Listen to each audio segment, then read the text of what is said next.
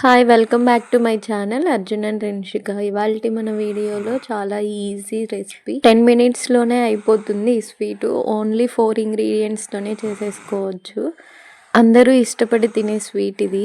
Ingredients అన్నీ ఒకే measurement కప్‌తో తీసుకుంటే చాలా పర్ఫెక్ట్‌గా వస్తుంది. ఫస్ట్ ఒక బౌల్ తీసుకొని 2 కప్స్ మిల్క్ పౌడర్ తీసుకోవాలి. తర్వాత 1 కప్ ఆఫ్ మిల్క్ తీసుకొని దానిలో యాడ్ చేసి మిక్స్ చేయాలి.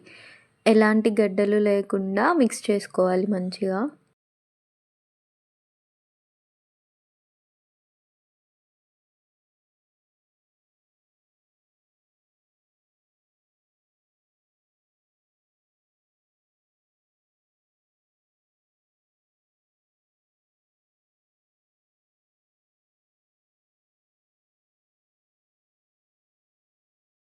అలా మిక్స్ చేసిన తర్వాత మళ్ళీ హాఫ్ కప్ దేశీఖండ్ తీసుకొని దేశీఖండ్ ప్లేస్లో షుగర్ అయినా యూస్ చేసుకోవచ్చు.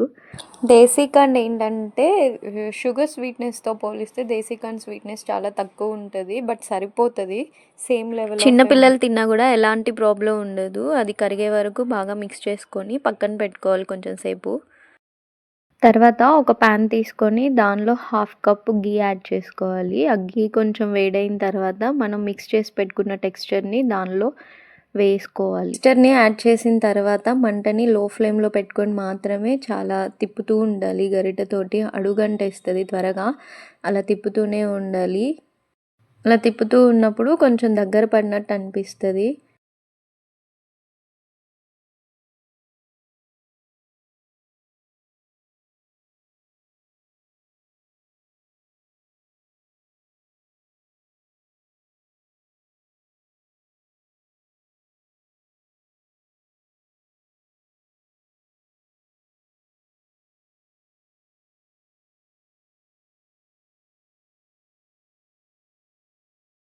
కొద్దిసేపటికి అది ప్యాన్ నుంచి సపరేట్ అవ్వడం స్టార్ట్ అవుతుంది.